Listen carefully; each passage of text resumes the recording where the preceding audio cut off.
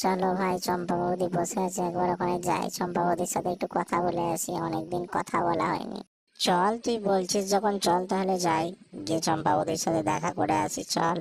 চলো যাই তাহলে, গিয়ে দেখা করে আসি, চল। বলি চম্পা বৌদি, আছো কেমন তুমি? কেমন আর থাকবো ঠাকুরপো, তোমরা খোঁজ নিতে আসো না, তোমাদের কোনো পাত্তাই নেই, তোমাদের ছাড়া আর কেমন ভালো থাকি বলো। কেন গো বৌদি, তোমার আবার কি হলো? আচ্ছা ঠাকুরপোরা, তোমরা সেদিনকে এসে আমাকে একটা প্রশ্ন করেছিলে, আজকে কি আমি তোমাদের ঘরে একটা কথা শোনাবো? তোমরা কি শুনতে চাও? শোনার জন্য প্রস্তুত আছো? বলো তাহলে শোনাচ্ছি। হ্যাঁ, তুমি শোনালে তো ভালোই লাগবে, তাহলে বলো কি শোনাবে, শোনাও, আমরাও শুনে খুশি হব। শোনালে ভালোই লাগবে, আমরাও শুনতে ইচ্ছুক, বলো তুমি। বলছি তাহলে শোনো কথা। যখন আমার লিচু লিচু, তোমাদের মতন কত সবাই আমার পিছু পিছু।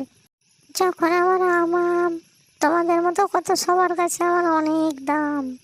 আর যখন আমার ডাব ডাব, তখন সবার সাথে আমার খুব ভাব।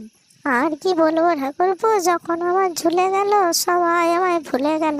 ওই জন্যই তো তোমরাও আমার খোঁজ নাও না। মধু পেলে সবাই খোঁজ নেয়, মধু না পেলে কেউ খোঁজ নেয় না, বুঝলে?